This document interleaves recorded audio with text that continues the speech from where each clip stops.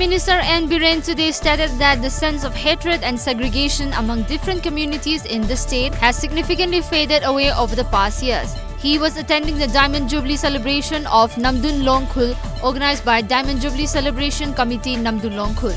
The Chief Minister noted that the Kabui tribe and Meitei have a long history of closeness and that the sword of Kabui used in Meitei shrines is a clear evidence of the bond. A two-day International Meitei Pangal Pre-Convention Colloquium was organized by All Manipur Muslim Organization Coordinating Committee at City Convention Centre, Imphal today. Altogether, 28 delegates from Bangladesh, Jiribam and Assam attended the program.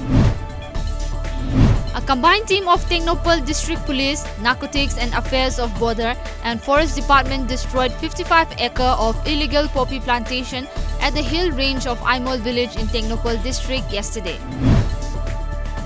Lifting the Christmas spirit, the Imphal More Highway Welfare Committee today presented Christmas gifts to the villages and churches located along the Imphal More Highway.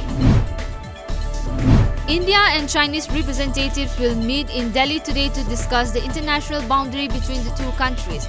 This will be the 22nd round of special representative level Indo-China border talks and the first interaction since an informal summit between Prime Minister Narendra Modi and his Chinese counterpart President Xi Jinping in Chennai earlier this year. 10 people have been arrested in connection with the violence in Daryaganj in Old Delhi during a protest against the new citizenship law. The morning after 40 people were detained and leading to massive crowd build up outside the police station demanding their release. At least 8 among 40 people detained last night were minors.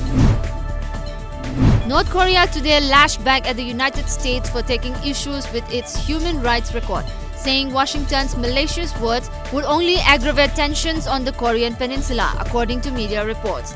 The United Nations General Assembly on Wednesday last condemned North Korea's long-standing and ongoing violations of human rights in an annual resolution sponsored by dozens of countries, including the United States, that Pyongyang's UN envoy rejected.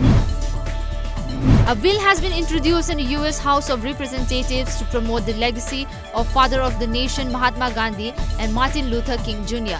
Introducing the bill, America's legendary civil rights leader Congressman John Lewis sought a budgetary allocation of $150 million for the next 5 years, which is $30 million every year.